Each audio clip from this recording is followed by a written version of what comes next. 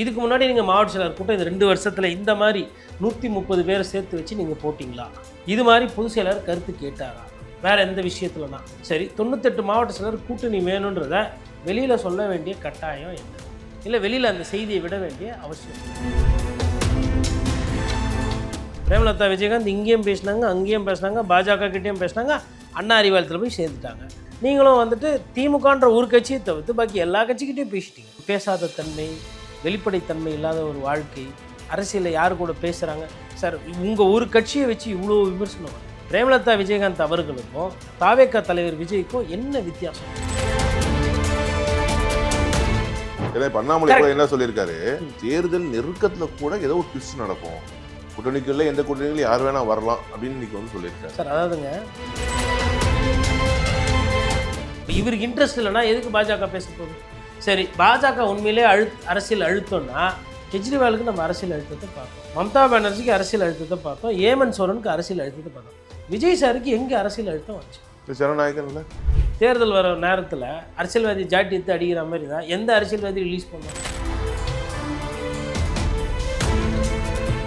காளியம்மாவில் தாவேக்கால சேர்த்துக்கல என்ன பிரச்சனை? காளியம்மாள் மேலே ஊழல் இருக்கா? காளியம்மா வந்து வேறு எதாவது தப்பான தொழில் பண்ணாங்கன்னு சொல்லிட்டு எதனா குற்றச்சாட்டு இருக்கா? காளியம்மாள் வந்து கட்ட பஞ்சாயத்து பண்ணாங்க, இல்லை வந்து ஆபாசமாக பேசுவாங்க, இல்லை காளியம்மாவுக்கு வந்து செல்வாக்கே இல்லை, எதனா இருக்கா? வேணான்றதுக்கு நீங்கள் எதனா காரணம் சொல்ல முடியும். இந்த மாதிரி நிறைய பேர் தாவேக்கால போய் சேரணும்னு நினச்சவங்கள ஜான் அவர்கள் விடுறது கிடையாது. ஒன்று. ரெண்டாவது, விஜய் முதலமைச்சராக ஏற்றுட்டு எடப்பாடி பழனிசாமியை வந்து நீங்கள் கூட இருந்தனா ஏற்றுக்குவாரா? தூக்கத்தில் கூட ஒத்துக்க மாட்டாங்க. இப்போ உங்களுக்கு வந்து போகாத ஊருக்கு வழி சொல்கிறது எப்படி கேட்டிங்கன்னா, ஜான் கிட்ட கேட்டிங்கன்னா சொல்லுவார். ஒரு தொகுதி விருகம்பாக்கன்னீங்க, வேளச்சேரின்னீங்க, அப்புறம் வீணா விக்ட்ரி, வேறு எதனா வீலகுதா அப்படின்னு பார்த்தா விளவங்கோடு நாங்கள் 4 பேர். அப்போ இங்கி பிங்கி பாங்கி தானே விளையாடி இருக்கீங்க. அப்புறம் கடைசியில் இப்போ பெரம்பூருன்றீங்க. ஏன் பெரம்பூர்னா விஜய் போயிட்டாரா அந்த கூட்டணி ஜெயிச்சிருமா? சார், விஜய் போனால் அந்த கூட்டணி ஜெயிக்கிறதுக்கு வாய்ப்பு இருக்குங்க. நம்ம யதார்த்தத்தை பேசுவோம். ஏன் என்ன காரணன்றதையும் நான் சொல்கிறேன். திமுகவுக்கும் அதிமுக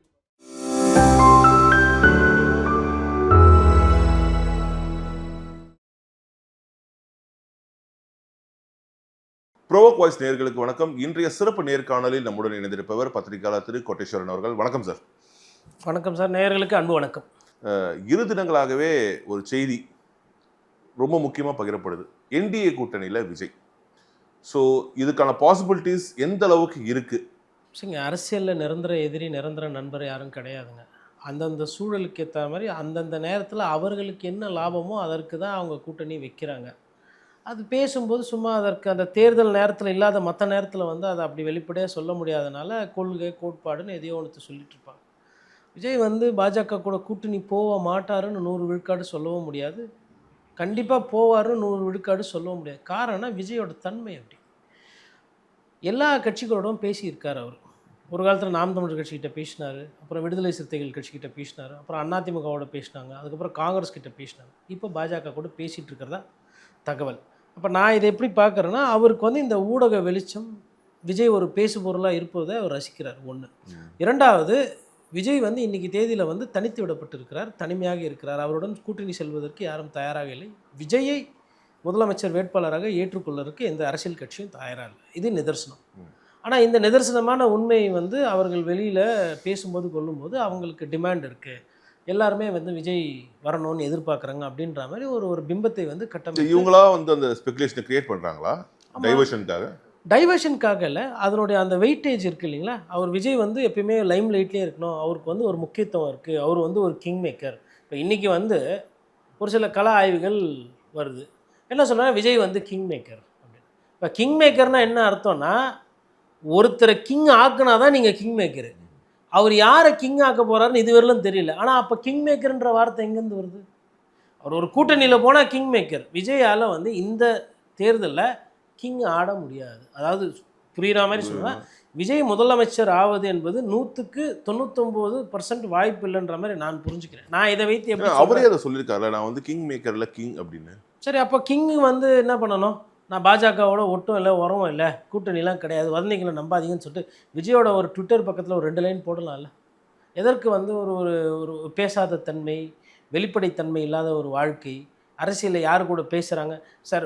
உங்கள் ஒரு கட்சியை வச்சு இவ்வளோ விமர்சனம் வருது. இப்போது பிரேமலதா விஜயகாந்த் அவர்களுக்கும் தாவேகா தலைவர் விஜய்க்கும் என்ன வித்தியாசம்? இப்போ பிரேமலதா விஜயகாந்த் இங்கேயும் பேசினாங்க, அங்கேயும் பேசினாங்க, பாஜக கிட்டேயும் பேசினாங்க, அண்ணா அறிவாலயத்தில் போய் சேர்ந்துட்டாங்க. இப்போ விஜய் அவர்களோட அதை சேர்த்து பார்க்கும்போது அவங்களும் கட்சி நடத்துகிறாங்க இன்றைக்கி தேதியில், நீங்களும் கட்சி நடத்துறீங்க. நீங்களும் வந்துட்டு திமுகன்ற ஒரு கட்சியை தவிர்த்து பாக்கி எல்லா கட்சிக்கிட்டையும் பேசிட்டீங்க. அப்போ என்ன பெரிய வித்தியாசம்? அவங்களும் 3 மாதத்துக்கு முன்னாடி 2 மாதத்துக்கு முன்னாடி திமுகன்ற ஒரு கட்சியோட போய் சேரலை, மிச்சம் எல்லார்கிட்டையும் பேசிக்கிட்டு இருந்தாங்க. நீங்கள் இப்போ வந்து பாஜக கிட்ட பேசுகிறீங்கன்ற மாதிரி வருது. இதில் வந்து என்ன விதமான அரசியல் ஒரு கோட்பாடோ இல்லை என்ன சொல்ல வர்றாரு? என்ன மாற்றம்? இந்த கட்சி எல்லாமே ஊழல் கட்சிகள், இந்த கட்சி எல்லாமே சரியில்லை, இந்த கட்சிகள் வந்து கிட்டேருந்து ஒரு மாற்றத்தை கொண்டு வரணும் அப்படின்ட்டு தான் விஜய் அவர்கள் அரசியலில் பேசுகிறாரு. நான் இதெல்லாம் வந்து மாற்றுவேன்னு சொல்லி வராரு. மாற்றம்னு சொல்லிட்டு வரவர் இந்த கட்சிகளோட இவர் பேசியிருக்கிறாரு, பேசிக்கிட்டு இருக்காரு. அப்படின்னும் பொழுது அப்போ இவர் என்ன மாற்றத்தை கொடுப்பார்? அதான் இவர் பேசல. பிஜேபி சிபிஐ அந்த வழக்கை, கரூர் சம்பவம் தொடர்பான அந்த வழக்கில் சிபிஐ மூலமா இதை மிரட்டுறாங்கன்ற ஒரு நியூஸ் செய்தி தான் இப்போ வந்து சார். அந்த செய்தி வந்து அது உண்மையிலே செய்தியா இல்லை அப்படி கசிய விடப்பட்டு நீங்கள் பரப்புகிற செய்தியா? இப்போ யார் கசிய விட்டுருப்போம்? அவங்க தான். இல்ல இதுல என்ன இல்ல இல்ல இருங்க, சொல்றாங்க, இதுல பங்கு இருக்கு. ஏன்னா விளாத்திக்குளம் போன்ற சம்பவங்கள் தொடர்ந்து பேசு பொருளா வந்துட்டு கூட இந்த சூழல்ல அதை டைவர்ட் பண்றதுக்கு நிறைய பண்றாங்க. அதுல இது ஒண்ணு. சரிங்க சார். அந்த செய்தி மாதிரி பரப்பி விட்றாங்க, அது கரெக்ட். நீங்களும் பத்திரிகை துறையில் ரொம்ப நாளாக இருந்திருக்கீங்க, அதனால நீங்க அந்த டைவர்ஷன் டாக்டிக்ஸ் அரசியல் கட்சிகள் பண்ணுவாங்கன்றது நம்ம துறையில் நம்ம பார்த்துருக்குறோம். அது பொதுமக்களுக்கு தெரியாது, ஆனால் நம்ம போன்றவர்களுக்கு உள்ள தெரியும். சரி, அது வந்து டைவர்ஷன் டாக்டிக்ஸ். மாவட்ட செயலர் கூட்டம் எதுக்கு நேற்று நடத்தணும்?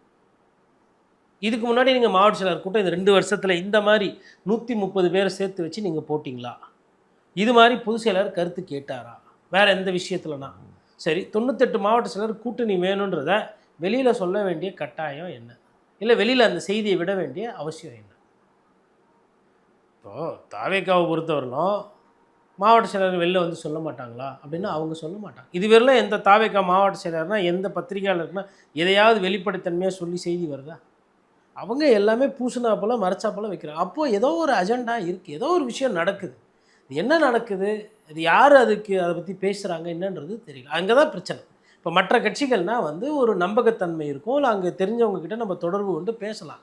இவங்க என்ன பண்ணுறாங்கன்னா காலையில் ஒரு 4 பேர் வச்சு ஒரு ட்வீட்டு, அது யார் என்ன ஏதுன்னு தெரியாது. திடீர்னு மொட்டை தத்தா குட்டையில் விழுந்தாப்போல எந்த மொட்டை தத்தா எந்த குட்டைன்னு தெரியாது. மொட்டை தத்தா குட்டையில் விழுந்தான்னு சொல்லிட்டு ஒரு 4 பேர் போட்டு விட்டு போயிடுவாங்க. அந்த மாதிரி இவங்க என்ன பண்ணுறாங்கன்னா காலையில் என்னன்னா பாஜகவோட பேசுகிற மாதிரி இருக்காரு, டெல்லியில் மீட்டிங்கு அப்படின்னு போடுறது. அப்புறம் கொஞ்ச நேரம் கழித்து என்ன பண்ணுறதுன்னா நாங்கள் அது மாதிரிலாம் யாருக்கிட்டையும் பேசலை, வதந்திகளை நம்ப வேணாம், இன்னும் கொஞ்சம் நேரத்தில் கட்சி வந்து அந்த நேரம் வரும்போது சொல்லும். அப்போ இதையும் சொல்லியாச்சு அதையும் சொல்லியாச்சு, எது வசதியாக வருதோ அதுக்கேற்ற மாதிரி வாசின்னு போயிடும். இதுதான் அவங்களோட வியூகமாக இருக்குது. இது பழைய செட் பண்ணுறாங்களோ? மூடெல்லாம் செட் பண்ணலை சார், ஏமாத்துறாங்க.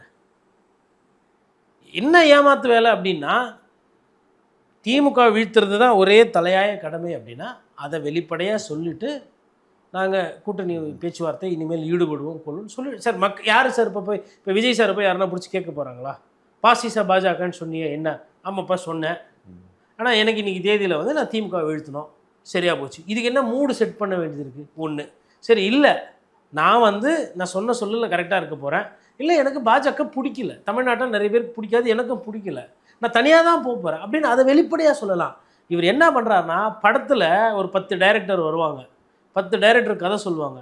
நீங்கள் உச்சக்கட்ட நடிகர் ஆகிட்டீங்க, இல்லை வளர்ந்து வர நடிகர்னா அப்படிங்க எல்லாருமே கதை கேட்பீங்கள்ல, இந்த கதையில் இப்படியா, நான் அதுவா, ஓகே, அப்புறம் இந்த கதை இதுக்கும் டேட்டு கிடையாது, அடுத்து ஒரு டைரக்டர் வருவார், இந்த கதையில் வந்து சார் வில்லனும் நீங்கள் ஹீரோவும் நீங்கள், ஓ அப்படியா ரொம்ப நல்லா இருக்கே அப்படின்னு, சரி சார் டேட்டு அப்புறமா சொல்கிறேன் அமுச்சு விட்ருவார். அடுத்து ஒருத்தர் வருவார், சார் இந்த கதையில் வந்து உங்களுக்கு 3 ஆக்ஷனு, விசில் அடிக்கிற குழந்தையும் நீங்கள் தான், விசில் உற்பத்தி பண்ணுற மேனுஃபேக்சரும் நீங்கள் தான், விசிலை வச்சு பிரச்சாரம் பண்ணி நீங்கள் முதல்வர் ஆகிறீங்க, நல்லா இருக்கு நல்லா இருக்கு, அவருக்கும் டேட்டு கொடுக்குறது கிடையாது.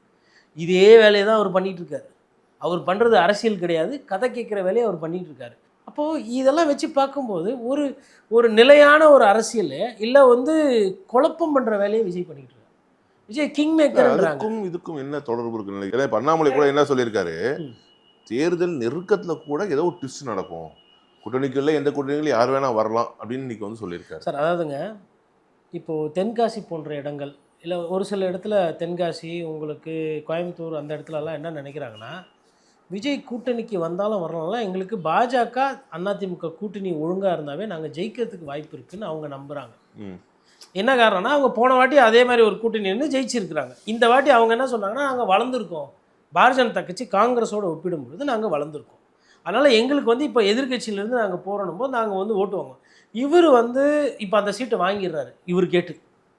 அப்படின்னா அப்போ எங்கள் கட்சிக்காரர்களோ அங்கே எம்எல்ஏவா ஆகலாம் வேலை பார்க்கலான்னு இருந்தவங்களுக்கு இல்லை. அப்போ இவர் இந்த காலதாமதம் பண்ணுறதோ இல்லை இவர் வராமல் போகிறதோ இல்லை வர்றதோ ஒரு நிலையற்ற தன்மையை உண்டாக்கி, இதே நிலையற்ற தன்மையை திமுகவில் உருவாக்குனார் 10 நாளைக்கு முன்னாடி காங்கிரஸை வச்சுக்கிட்டு. அதே நிலையற்ற தன்மையை இன்னைக்கு என்டிஏல இவர் உருவாக்குறாரு அப்படின்றது அங்கே.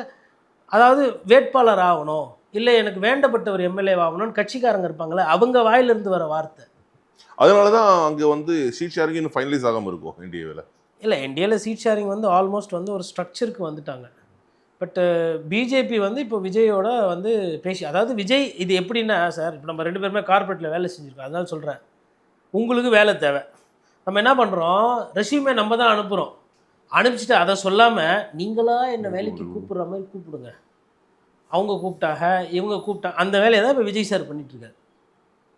இவர் தான் சார் இப்போ இவருக்கு இன்ட்ரெஸ்ட் இல்லைன்னா எதுக்கு பாஜக பேச போகுது? சரி பாஜக உண்மையிலே அரசியல் அழுத்தம்னா கெஜ்ரிவாலுக்கு நம்ம அரசியல் அழுத்தத்தை பார்த்தோம், மம்தா பானர்ஜிக்கு அரசியல் அழுத்தத்தை பார்த்தோம், ஏமன் சோரனுக்கு அரசியல் அழுத்தத்தை பார்த்தோம். விஜய் சாருக்கு எங்கே அரசியல் அழுத்தம் வந்துச்சு? ஜனநாயகன் படம் ரிலீஸ் ஆகும், கரூர் சம்பவத்தில் சிபிஐயில் இல்லை கரூர் சம்பவம் சிபிஐ இவராக மாட்டிக்கிட்டது. அவங்க சிபிஐ வந்து யாரும் வந்து சிபிஐ கேட்கல, இவங்க தான் கோர்ட்டுக்கு போனாங்க, வேறு சென்ட்ரல் ஏஜென்சிஸை வச்சு இல்லை வேறு ஜட்ஜை வச்சு விசாரிங்கன்னு கேட்டாங்க, எஸ்ஐடி கேட்டாங்க, அவங்க வந்து சென்ட்ரல் ஏஜென்சிஸு கோர்ட்டு மானிட்டர்னு போட்டு கொடுத்தாங்க. அப்புறம் கேக் வச்சு கொண்டாடினது அது வெற்றின்னு சொன்னது யார்? இது ஜனநாயகத்துக்கு கிடைச்ச வெற்றி, இது நீதி கிடைத்த வெற்றி, நீதி வெல்ல யார் சொன்னது? அப்புறம் இன்றைக்கி அழுத்தோன்றீங்க. அப்போ உங்களுக்கு வேணும் போது நீங்கள் போய் சேர்ந்துக்குவீங்க. அப்போ படத்தை பொறுத்த வரலாம் படம் ரிலீஸ் ஆகலை அவ்வளோதானே, அதில் வந்து ஒரு சில காட்சிகள் இருக்குன்றாங்க, அரசியல்வாதியில் அடிக்கிற மாதிரி. தேர்தல் வர நேரத்தில் அரசியல்வாதி ஜாட்டி எடுத்து அடிக்கிற மாதிரி தான் எந்த அரசியல்வாதி ரிலீஸ் பண்ணுவான்? உங்களுக்கு அரசியல் புரிதல் இல்லை. அப்போ உஷாரா என்ன பண்ணிடணும், போன வருஷமாச்சும் அந்த படத்தை இன்னும் ஃபாஸ்ட் பண்ணி ரிலீஸ் பண்ணிடணும். சார் இதெல்லாமே அடிப்படை. சரி இவருக்கு இப்போ இந்த விவாகரத்து பிரச்சனை, அதுக்கும் காரணம் ஒரு அரசியல் கட்சி தானே? 1.5 கோடி ரூபா வரி கட்டலை, அதுக்கும் காரணமும் அரசியல் கட்சி தானே? அப்போ இவர் மேலே கார் வாங்குறீங்க, அதுக்கு வரி கட்டணும், அதுக்கு பாக்கி வைப்பீங்க, அது விமர்சனமாக, அதுக்கு காரணமும் அரசியல் கட்சி தானே? இப்போ எல்லாமே இப்போ சமீபமாக வந்த விஷயங்கள். பழைய திட்டமிடுதல் சரியில்லாமல் ஒரு சில தவறுகள் பண்ணது இன்றைக்கி பொது வாழ்க்கைக்கு வந்ததுனால பேசு பொருளாக மாறியிருக்கு. இந்த நிலைமைக்கு காரணம் விஜய் அவர்கள் தான். எந்த அழுத்தமும் என்ன ஒன்றும் பண்ண முடியாது, அதுக்கெல்லாம் அஞ்சரை ஆளானான்லாம். சரி இப்போது நான் தான் சொன்னேன், இப்போ டெல்லியில் இருக்கிறாரு, டெல்லியில் இருந்துன்னு டெல்லியில் எக்ஸ்கியூஸ் மீ கூட்டணிலாம் இல்லை, தமிழக மக்களோட தான் கூட்டணி, எக்ஸ்கியூஸ் மீ கூட்டணிலாம் இல்லை, தமிழக மக்களோட கூட்டணி, 9 வார்த்தையா முடிஞ்சு போச்சா? விஜய் அண்ணா விஜய் ஃபேன்ஸுக்கு சொல்கிற மாதிரியே இருக்கா இது? அவருக்காக ஏதுன மாதிரி இருக்கா ஸ்கிரிப்ட்? எவ்வளோ நேரம் சார் ஆகும்? வாட் அங்கிள், மோடி அங்கிள், அவ்வளோலாம் வேணாம், அவ்வளோ தைரியமாலாம் நீங்கள் கேள்வி கேட்க வேணாம், இல்லை அமித்ஷாஜி ஏதோ கிண்டல் பண்ண வேணாம், இல்லை கேள்வி கேட்க வேணாம், இல்லை ஜெய்ஷாக்கு எப்படி பணம் வந்தது கேட்க வேணாம், இல்லை அது கூட வேணாம். சிலிண்டர் பிரச்சனை இவ்வளோ இருக்குது, மத்திய அரசு என்ன பண்ணுறதுன்னு தெரியல, மக்கள் கஷ்டப்படுறாங்க, அப்படி பொதுமக்கள் பிரச்சனை கூட பேச வேணாம், மக்களோட கூட்டணி அப்படின்னு ஒரு ட்வீட்டு போடலாம்ல, பண்ண மாட்டார். அவர் இதை ரசிப்பார், கதை கேட்பார். நீங்கள் போய் நாளைக்கு சார் நீங்கள் பிரைம் மினிஸ்டர் ஆஃப் இந்தியா அப்படின்னா நல்லா இருக்குது கதை, மறுக்கா சொல்லுங்கன்னுவார். இன்னொருத்தர் போய்ட்டு ஜனாதிபதி ஆஃப் இந்தியா அப்படின்னா இந்த கதையும் நல்லா இருக்குது சொல்லுங்கன்னுவார். எதிர்கட்சி தலைவர் கதை சொன்னால் எல்லா கதையும் கேட்டு வச்சுக்குவார், நடவடிக்கையோ முடிவோ எடுக்க மாட்டார். அவர் செய்வது கிட்டத்தட்ட சுயநலமான ஒரு போக்கில் தான் போயிட்டுருக்காரு. ஆனால் அதில் பொதுநலம் இருக்குன்ற மாதிரி அவர் சொன்னார். ஒரு சில தகவல்கள் என்ன சொல்கிறாங்க அப்படின்னா, மாவட்ட செயலாளர்கள் ஓகே சொன்னாலும் புசி ஆனந்த் அதை வந்து இவர்கிட்ட தகவலை தெரிவித்தாலுமே கூட ஜான் ஆரோக்கியசாமி வேண்டான்றதுல உறுதியாக இருக்கார். ஏன்னா இது வந்து போயிட்டா இது வந்து நம்ம கட்சியை தற்கொலை பண்ணிக்கிறதுக்கு ஒரு சமமான ஒரு நிலைக்கு வந்துடுவோம். அப்படி இல்லை ஒரு வேளை போகணும் அப்படின்னா நம்மளை வெளிப்படையாக விஜய் தான் முதல்வர் வேட்பாளர் என்டிஏ கூட்டணிக்குன்னு அறிவிக்க சொல்லுங்கள், ஒரு 90 to 100 சீட்ஸ் தர சொல்லுங்கள், அப்படி டிமாண்ட் பண்ணுவோம் அப்படின்னு கேட்குறதா ஒரு தகவல். இல்லை அவர் வந்து ஃபஸ்ட்லேருந்தே ஜான் வந்து கெட்டூர் வேலையை தான் பார்த்துட்ருக்காரு. காளியம்மான்னு ஒருத்தங்க, அவங்களோட ஆசை வந்து நாம் தமிழர் கட்சியிலேருந்து விஜய்கிட்ட போய் சேரணும். காளியம்மாவில் தாவேக்கலை சேர்த்துக்கல என்ன பிரச்சனை? காளியம்மாள் மேலே ஊழல் இருக்கா? காளியம்மா வந்து வேறு எதனா தப்பான தொழில் பண்ணாங்கன்னு சொல்லிட்டு எதனா குற்றச்சாட்டு இருக்கா? காளியம்மாள் வந்து கட்ட பஞ்சாயத்து பண்ணாங்க, இல்லை வந்து ஆபாசமாக பேசுவாங்க, இல்லை ஏதோ சில பல பிரச்சனை, இல்லை காளியம்மாவுக்கு வந்து செல்வாக்கே இல்லை, எதனா இருக்கா? காளியம்மாள் போன்ற ஒரு வேட்பாளரோ இல்லை ஒரு கட்சி நிர்வாகியோ வேணான்றதுக்கு நீங்கள் எதனா காரணம் சொல்ல முடியுமா? இது விஜய்க்கு தெரியப்படுத்திருக்கிறதுக்கு வாய்ப்பே இல்லை. காழ்ப்புணர்ச்சியின் காரணமாக அந்த கட்சி செயல்படுது. எனக்கு நிறைய எடுத்துக்காட்டுகள் இந்த மாதிரி சொல்ல முடியும். காளியம்மாள் அவங்களோட இப்போ அதிமுக அவங்க சேர்ந்துட்டதுனால அந்த டோர் க்ளோஸ் ஆனதுனால அதை சொல்கிறேன். இந்த மாதிரி நிறைய பேர் தாவேக்கால போய் சேரணும்னு நினச்சவங்கள ஜான் அவர்கள் விடுறது கிடையாது. ஒன்று. ரெண்டாவது, ஜான் அவர்களை விட ஜானா காஷ்மீர்லேருந்து கன்னியாகுமரி அங்கலங்கலமாக அழகிற பாஜகவுக்கு எல்லாம் தெரியும். நீங்கள் நினைக்கிறீங்க உங்களுக்கு ஸ்ட்ராட்டஜின்னு. இவர் நெக்ஸ்ட்டு முதலமைச்சராக வரணுன்னு இருக்காரு. ஒருத்தர் கிளை செயலாளராக இருந்து கட்சியில் கஷ்டப்பட்டு ஒன்றியம், மாவட்டம், நகரம் எல்லாத்தையும் சரி செஞ்சு அப்புறம் ஓபிஎஸோட சண்டை, செங்கோட்டையனோட சண்டை, சசிகலாவோட சண்டை, டிடிவி தினகரோட சண்டை, அப்புறம் அமித்ஷாவோட கருத்து வேறுபாடு, கூட்டணியிலேருந்து வெளியே போகிறது, அப்புறம் அண்ணாமலையோட பஞ்சாயத்து, அண்ணாமலை பதவி மாற்றின உடனே நயினாரை போட்டவொடனே தான் இவ்வளோ முடிச்சுட்டு வரவர் விஜய் முதலமைச்சராக ஏற்றுட்டு எடப்பாடி பழனிசாமியை வந்து நீங்கள் கூட இருங்கன்னா ஏற்றுக்குவாரா? தூக்கத்தில் கூட ஒத்துக்க மாட்டார். அப்போ உங்களுக்கு வந்து போகாத ஊருக்கு வழி சொல்கிறது எப்படி கேட்டிங்கன்னா, ஜான் கிட்ட கேட்டிங்கன்னா சொல்லுவார். சார், கரூரில் நடந்த சம்பவம் அதை வந்து அவர் பெரட்டி போட்டிருக்கார் அவர் அரசியல். விஜய் அதை சரியாக கையாண்டிருந்தா தமிழக அரசியலில் புறமுதுகு காட்டி ஓடுறவர்களுக்கு மாண்பு கிடையாது. இவர் என்ன சொன்னாங்க? காவல்துறையில் நிர்பந்தம் பண்ணாங்க, காவல்துறையில் போயிட சொன்னாங்க. சரி, காவல்துறையில் நாளைக்கு தேர்தல் நிற்காதுன்னு சொல்கிறாங்க, நிற்காமல் விட்டுருவீங்களா? அப்போ ஒரு எஸ்பி பயமுத்துறாரு, இல்லை ஒரு டிஐஜி இல்லை ஒரு இன்ஸ்பெக்டர் பயமுத்துனா பயப்படுற அளவு தான் நீங்கள் இருக்கீங்க. இது ஸ்ட்ராட்டஜியா? டிவோர்ஸ் பெட்டிஷன் இருக்கும் பொழுது ஒரு நல்ல தேர்தல் ஆலோசகர் என்ன சொல்லணும்? அமிக்கபிளாக இருங்க, இது முடிச்சிடணும் சார், இது பர்சனல் மேட்டர், இது முடிச்சிடணும் சார், லீகலாக இதை கிளியர் பண்ணிவிட்டு you can lead your normal life sir. First 1.5 கோடி ரூபாய்லாம் உங்களுக்கு ஒரு பணமா? இன்கம் டேக்ஸில் லைபிலிட்டியாது? அது ஒரு பிரச்சனையா? அது ஒரு பேசு பொருளா? 2 இங்கிலீஷ் பேப்பரில் 4 தமிழ் பேப்பரில் விளம்பரம் கொடுத்தா கூட 6 கோடி ஆகும் சார் பில்லு, விளம்பர செலவு. இவர் போய் இப்போ ஃப்ளைட் ஜெட்டு ஸ்பெஷல் ஃப்ளைட்டில் தான் போகிறாரு, 2 வாட்டி போயிட்டு வந்துருக்கிறாரு. எவ்வளோ ஆகும்? லட்சங்கள்ல ஆகும். ஃபீஸ் கட்டுறீங்களே வக்கீலுக்கு, எவ்வளோ ஆகும்? லட்சங்கள்ல ஆகும். உடனே பர்செப்ஷனில் அவர் வந்து கருப்பு பணம் வச்சுருந்தது உண்மை. அவ்வளோ பர்செப்ஷன் பார்க்குறவங்க, அவ்வளோ நீதி நேர்மை பேசுகிறவங்க கருப்பு பணம் வாங்கக்கூடாது. First day first show 2000 3000 ticket விற்கக்கூடாது. அப்போது அவங்க என்ன நினைக்கிறாங்கன்னா, ஒரு விஷயத்தை வந்து கட்டமைச்சு விஜயை வந்து நம்ப வச்சுட்டாங்க. விஜய்க்குமே அது பிடிக்குது. சார், உங்களுக்கு 4 பேரோட பழகி பேசினீங்கன்னா வெளியில் என்ன நினைக்கிறாங்க, என்ன கருத்து இருக்குது, ஏது இருக்குன்றது தெரியும். இவர் என்ன நினைக்கிறாருன்னா, அவர் முதலமைச்சராக வாழ்ந்துக்கிட்டு இருக்கிறார். அதுதான் சிக்கல். ஜான் போன்றவர்கள் வந்து இன்னும் இப்போ ஜான் அவர்கள் விஜய் விட்டு வெளியில் வந்தால் வெளிப்படையாக பேசுவோம். யாருன்னா ஹையர் பண்ணுவாங்களா? இவ்வளோ விஷயத்தை பார்த்ததுக்கப்புறம் என்னெல்லாம் சொன்னீங்க? அந்த கட்சி பேசுது, வந்துடுவாங்க. 2 அமைச்சர் வந்துடுவாங்க. அதிமுக கூடாரமே காலியாக போகுது. ஓபிஎஸ் பேசிகிட்டு இருக்காரு, செங்கோட்டையன்கிட்ட டச்சில் இருக்காங்க.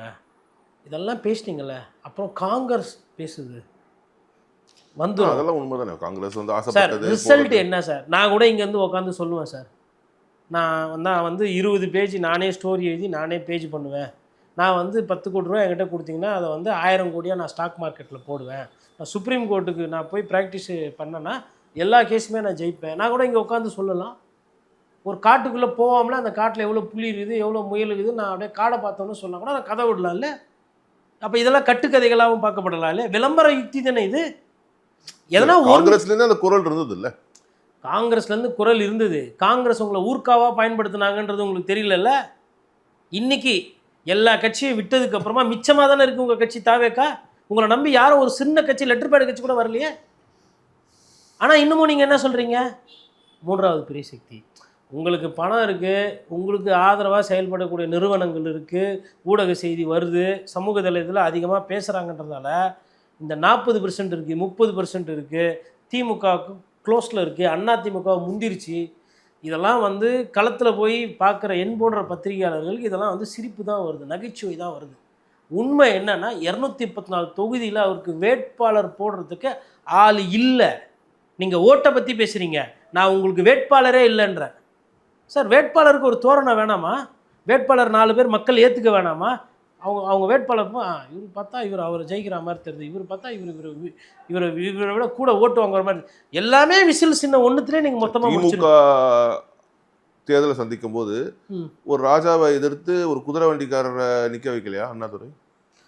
சார் அண்ணாவோட நீங்க இல்ல சார், அண்ணாவோட விஜய் நம்ம ஒப்பிடுற அளவுக்கு அரசியல் அவ்வளவு மோசமா போயிடுச்சு. சாமானிய மக்களை நிறுத்துறதுக்கு ஏன் நம்ம ஏன் ஒரு தோரணை வேணும், ஏது வேணும்? கரெக்ட், அதுல எனக்கு மாற்று கருத்தே கிடையாது. நீங்க சொன்னதை நான் ஏத்துக்கிறேன். அப்ப 5 கோடி ரூபா பணம் விஜய் கொடுக்கட்டும், தொகுதிக்கு 300 பூத்து, புரியுதுங்களா? 5 கோடி தேர்தல் ஆணையமே 35 லட்சம் தான் செலவு. சரி சொல்லுங்க, இது யதார்த்தம் இல்ல, உங்களுக்கும் தெரியும். தேர்தல் ஆணையம் 35 லட்சம், பேர் கூட தெரியாது சார். வராங்கன்னா ஒரு தொகுதியில ஒரு வார்டில் மினிமம் ஒரு 500 பேர் வேலை செய்ய வேண்டியது இருக்கும். 6 வார்டு 3000 பேர் வேலை செய்ய வேண்டியது இருக்கும். அது ஷிஃப்ட்லேயோ இல்லை ரெகுலரையோ ஒரு தேர்தலுக்கு இதுதான் முறை. ஒரு 3000 பேர், அதில் ஒரு 300 பேர் போலிங் ஏஜென்ட்டு, பூத் ஏஜென்ட்டு, ஓட்டு என்ற அன்றைக்கி ஆள் பார்க்குறது, பிரச்சாரம் போடுறது, சாப்பாடு வாங்கி கொடுக்கறது, துண்டு பிரசுரம் கொடுக்கறது, மக்களை போய் பார்க்குறது, voters roll. Sir voters roll வெரிஃபிகேஷனே அவங்க இன்னும் பண்ணலை சார். திமுக அண்ணா திமுகவுக்கு ஆள் இருக்குது, திமுக இன்னும் ஒரு படி மேலே இருக்குது. இவங்களுக்கு என்னென்ன தெரியாது. ஓட்டர்ஸ் ரோல் தாவேக்காவோட நிர்வாகி யார்கிட்டனா நீங்கள் பார்த்தீங்களா? இல்லை தாவேக்கா நிர்வாகி எங்கன்னா வீடு வீடாக உங்களுக்கு ஓட்டு இருக்கா இல்லையா? இல்லை உங்ககிட்ட இதுவரையிலும் எங்கன்னா தாவேக்கா நிர்வாகி எனக்கு தெரிஞ்சு இல்லை, மேபி எங்கன்னா நடந்திருக்கலாம். ஆனால் பை அண்ட் லார்ஜ் ஒரு 90 விழுக்காடு இன்னும் பிரச்சாரத்தையே ஆரம்பிக்கலை. நீங்கள் தேர்தல் நிற்க போகிறது உறுதி தானே? சரி, ஒரு தொகுதி விருகம்பாக்கன்னீங்க, வேளச்சேரின்னீங்க, அப்புறம் வீணா விக்ட்ரி, வேறு எதனா வீலகுதா அப்படின்னு பார்த்தா விளவங்கோடு நாங்கள் 4 பேர். அப்போ இங்கி பிங்கி பாங்கி தானே விளையாடி இருக்கீங்க. அப்புறம் கடைசியில் இப்போ பெரம்பூருன்றீங்க. ஏன் பெரம்பூர்னா அங்கே வேறு யாரோ பாவம் கஷ்டப்பட்டு ஒருத்தர் வேலை செஞ்சு வச்சு நல்லா இருக்குதாமா, அதனால பெரம்பூர். சரி, பெரம்பூர் வண்டி பார்த்தாது திருச்சி வெஸ்ட், ஏன்னா இனிக்கும் இருதுராஜ் கிழக்கு அங்கே போகிறான்றாங்க, ஈஸ்ட்டு. அப்போ அங்கே கிறித்துவர்கள் வாக்கு அதிகமாக இருக்குது, அதனால் அங்கே போகிறான்றாரு. அப்போ ஒரு தலைவர் எந்த தொகுதியில் நிற்க போகிறாரு, என்ன ஏது, உங்கள் தலைவர் ஃபஸ்ட்டு தோக்கக்கூடாதுல்ல. அதுக்கு உண்டான ஃபீல்டு ஒர்க் பண்ணியிருக்கீங்களா? விஜய் கூட்டணிக்கு போட்டோம் போட்டோம், விஜய் எந்த தொகுதியில் நிற்க போகிறான்னு யார் முடிவு பண்ணோம்? விஜய் தான் முடிவு. அதுலேயுமே 2 தொகுதியில் நிற்கிறாரு. அதுலேயும் ஒரு சர்ச்சை. எடப்பாடி பழனிசாமி 2 தொகுதியில் நிற்க போகிற மாதிரி பேசியிருக்கா? அண்ணாமலை நிற்பாரா நிற்கலையா? அண்ணா தள்ளி போகிறாரு. டிடிவி தினகரன் தேர்தலில் நிற்கலைன்னு சொல்லிட்டாரு. உதயநிதி ஸ்டாலின் ஒரு தொகுதியில் தான் நிற்க போகிறாரு. சிஎம் கொளத்தூர்லேருந்து மாறலை. அப்போ அவங்களுக்கெல்லாம் ஒரு நிலைப்பாடு, ஒரு நிலையாக இருக்கா? உங்களால் ஒரு விஷயத்தை கணிக்க வேண்டியதில்லை. இல்லைங்க இது அவர் அங்கே தான் நிற்க போகிறாரு, இதுதான். இவரது எதுவுமே நிலையற்ற தன்மையில் தானே இருக்குது. அப்போது மாற்றுன்ற வரவர் நிலையாக இருக்கணும்ல. விஜய் அவர்கள் நல்ல அரசியல் கொடுக்கறதுக்கு வாய்ப்பு இருக்குது. ஊழல் கட்சிகளை எதிர்த்து எப்போ வந்தாலும் மக்கள் ஆதரவு கொடுப்பாங்க, கண்டிப்பாக விஜய்க்கும் கொடுப்பாங்க. ஆனால் ஒரு ஸ்தரத்தன்மை, ஒரு நிலையான ஒரு ஒரு ஒரு பேச்சு, ஒரு தன்மை, ஒரு கட்டமைப்பு, ஒரு கூட்டணி ஒன்றுமே இல்லை. ஆனால் வெறும் அந்த பர்செப்ஷன், பேசு பொருளை வைத்து, ஊடக வெளிச்சத்தை வைத்து அவர் ஒரு காட்சி பொருளாக ஏமாற்றி கொண்டிருக்கார். மக்களை போய் சந்திக்காத ஒரு முதல்வர் வேட்பாளர் தமிழக அரசியலுக்கு புதுசு. நீங்கள் அண்ணாவை பற்றி கேட்டீங்க, அண்ணா தெருவா போனார். திருமண கூட்டம் 11 மணி மட்டும் பேச மாட்டேங்கிறாங்க. யார் விட மாட்டேன்றாங்க? சரி சார், விட மாட்டேன், ஒரு ஆர்ப்பாட்டமே நடத்துறாங்க. சரிங்க, போட்டிகளை தடுக்கிறாங்க. கரெக்ட், விட மாட்டேன்றாங்கன்னு அவர் சொல்கிறாரு. அந்த வாதத்தை அப்படியே ஏற்றுக்கும். அது உண்மைக்கு எந்த அளவுக்கு இதுன்னு. அவர் வீடு காலியாக தானே இருக்குது. வீட்டில் ஒரு நாளைக்கு ஒரு 1000 பேர் அவரால் சந்திக்க முடியுமா? காலையில் ஒரு 500 பேர், சாயந்தரம் ஒரு 500 பேர், இல்லை காலையில் ஒரு 500, மதியம் அவர் சந்திக்கிறேன்னு சொல்லிட்டா உடனே லட்சக்கணக்கான பேர் வந்துருவாங்கல்ல. அந்த இடமே ஸ்தம்பிச்சு போயிடும். காசு கொடுங்க சார், எல்லாருக்கும் ஏன் சொல்கிறீங்க? தலைமை கழகத்துலேருந்து இந்த மாவட்டத்துலேருந்து வண்டி வாங்க அப்படின்னு பாஸ் கொடுங்க. வீட்டில் 1000 1500 நிர்வாகிகளை பாருங்கள். ஏன்னா எக்ஸ்போஸ் ஆகிடுவீங்க. ப்ரீமியமாக காட்டணும் விஜய் சாரை. விஜய் சார் எல்லா இடத்துலையும் வந்தால் இவ்வளோ தான் இருக்குன்றது தெரிஞ்சு போயிடும்.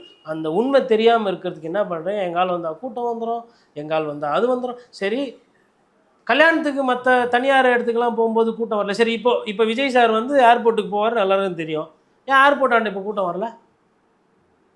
எல்லாருக்கும் திருச்சிக்கிலேருந்து நான் மதுரைக்கு ஷூட்டிங்க்கு போனேன்னு இவர் சொல்லிட்டு போனப்போ கூட்டம் வந்துச்சு. இப்போ ஏன் இன்றைக்கி ஏன் கூட்டம் வரல? ஏன் கூட்டம் வரல சொல்லுங்கள். முன்னாடி அறிவிப்பு இல்லை, எல்லா ஊருக்கே தெரியும் அவர் டெல்லி போகிறாரு இன்றைக்கின்னு. 3 மணிக்கு விமான நிலையம், அவருக்கு ஸ்பெஷல் ஃப்ளைட்டுன்னு தெரியும். ஏன் மீனம்பாக்கத்து ஏர்போர்ட்டு போல வேணாம், ரோட்டில் நிற்கலாமே தாவேக நிர்வாகிகள், ஏன் நிற்கல? நடிகரை பார்க்குறதுக்கு எல்லாருக்கும் பிடிக்கும், அப்படி பார்த்துக்கிறாங்க. நான் புரிஞ்சுக்கவா? இல்லை தொண்டர்கள் இருப்பாங்க, தொகுதிக்கு ஒரு 5000 பேர், நான் அதை குறைச்சி மதிப்பீடில்லை. தொகுதிக்கு 5000 பேர் இல்லை 10,000 பேர்னா கூட என்னாச்சு, 5% வாக்கு. ஆனால் நீங்கள் என்ன சொல்கிறீங்க, நான் தான் முதல்வர், அடுத்த முதல்வர்னு சொல்லிட்டு சொல்கிறீங்க. சார் யதார்த்தத்துக்கு கொஞ்சம் வரணும்.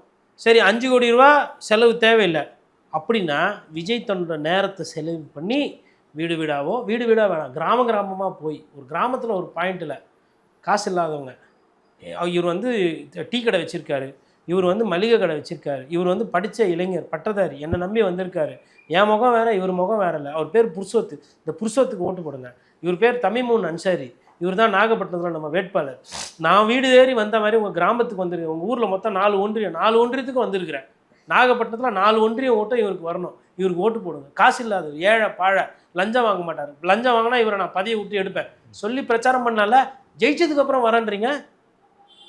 அவங்களாச்சு ஜெயிச்சதுக்கப்புறம் வரான்றாங்க, நீங்கள் இதையே ஃபஸ்ட்டில் சொல்கிறீங்க.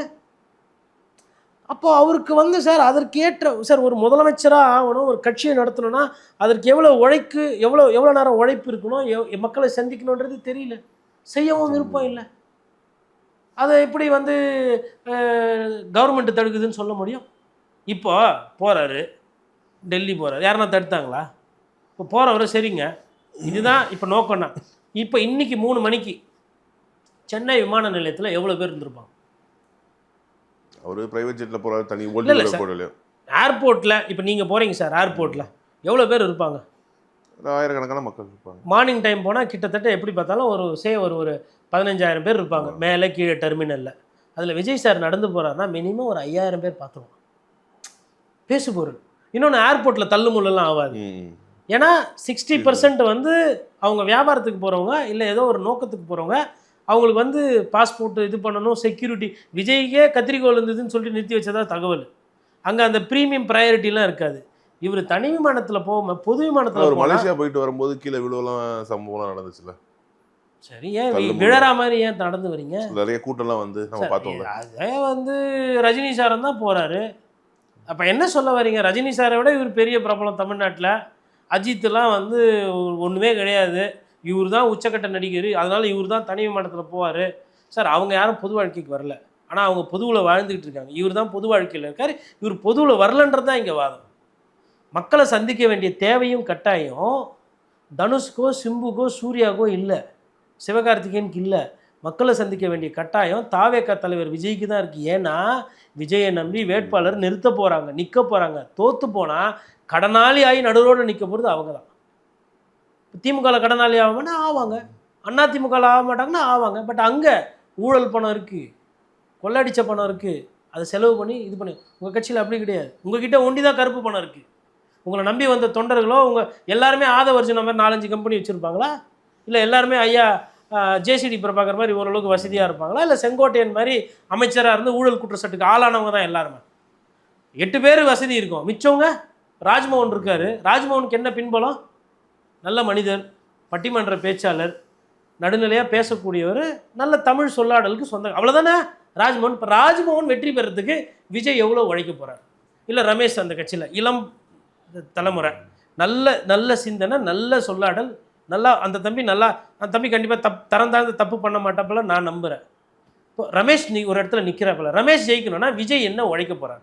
ஒரு கட்சி தலைவராக, ஒரு கட்சியினுடைய தலைவராக, இல்லை ஒரு பொதுச் செயலாளரை கூட வச்சுக்கிட்டு அவங்க அந்த தம்பிங்க ஜெயிக்கிறதுக்கு என்ன பண்ண போகிறார்? சீமான் தெருவா போகிறார். வேட்பாளர் காசு இருக்கா அது இல்லைன்னா இல்லை, எல்லாரும் கூட சேர்ந்து காசை போட்டு ஏதோ ஒன்று பண்ணுறாங்க. நீங்கள் என்ன சார் பண்ணுறீங்க? 5 கோடி ரூபா இருக்கணும்னு செலவுக்கு 2 கோடி ரூபா பணம் கட்டுங்க, 1 கோடி ரூபா பணம் கட்டுன்னு கேட்டது யார்? ஏன் அன்றைக்கி தெரியாதா? நீங்கள் தான் எல்லாத்தையும் விட்டுட்டு வந்தீங்களே, அன்றைக்கி தெரியாதா? உங்கள் கட்சியில் இருக்கிறவங்க ஏழைப்பாழைகள், ஆட்டோ ஓட்டுநர் அந்த கட்சியில் மாவட்ட செயலாளர் இருக்காங்க, மாற்றுத்திறனாளி அந்த கட்சியில் முக்கிய பொறுப்பில். சூப்பர், அதெல்லாம் உள்ளபடியே வரவேற்க சந்தோஷம். யார் உதவணும்? யார் அவங்களை தூக்கி பிடிக்கணும்? யார் அவங்களுக்கு கை கொடுக்கணும்? விஜய் அவர்கள் வந்து அரசியலில் சோட போயிடணுன்றதுக்காக நம்ம இதை சொல்லலை, நல்ல அரசியல் அவர் பண்ணணுன்றதுக்கு தான் நம்ம இதை கோடிட்டு இருக்கிறோம். ஆனால் விஜய்க்கு கட்சிக்கு பிரச்சனையே நிறைய விஷயத்தில் விஜயாக இருக்கார், அதுதான் அங்கே பிரச்சனை. ஸோ அந்த இப்படி போட்ட ஒரு விஜயை நம்பி ஏன் வந்து பிஜேபி போகணும், அதிமுக போகணும்? சார் அதிமுக இப்போ போல ஏன்? அதனால் 3 நாள் ஜெயக்குமார் சொல்றாரு யார் வேணா வருவாங்க, எங்கள் தலைமை ஏற்றுட்டு வாங்க அப்படின்ட்டு. சார் அதாவது சின்ன கட்சியாக இருக்கக்கூடிய தாவேக்கா இல்லை புதிய கட்சியாக இருக்கக்கூடிய தாவேக்காவை இந்த லைம் லைட்டை என்ஜாய் பண்ணும்போது அதிமுக மாதிரி ஒரு பெரிய கட்சி ஏன் அதை சொல்லக்கூடாது? எங்கள் கட்சி ஒத்த கருத்து இருக்கிறவங்க யார் வேணா வரலான்றது அண்ணாமலை சொல்லுவாப்புல. வலிமிக்க போய் ஃபர்ஸ்ட் கூப்பிட்டது இபிஎஸ் தானே, பிள்ளையார் சொல்லி போட்டாச்சு. ஆமாம், கொடி தெரிஞ்சிச்சுன்னா சொன்னது உண்மைதான். ஆசை யார விட்டது? பார்த்தவொன்னே 2 பேரும் கொடிய காட்டுறாங்க. அவர் யதார்த்தமான மனிதர் தானேங்க. இல்ல என்னன்னா இப்போ இது முக்கியமான கேள்வி எதுக்கு முன்வைக்கப்படுதுன்னா, விஜய் போயிட்டாரா அந்த கூட்டணி ஜெயிச்சிருமா? சார் அப்படின்ற விஜய் ஒரு போனா அந்த கூட்டணி ஜெயிக்கிறதுக்கு வாய்ப்பு இருக்குங்க. நம்ம யதார்த்தத்தை இருக்குன்றீங்களா? பேசுவோம். ஏன் என்ன காரணம்ன்றதையும் நான் சொல்றேன். திமுகவுக்கும் அதிமுகவுக்கும் பல தேர்தல்கள்ல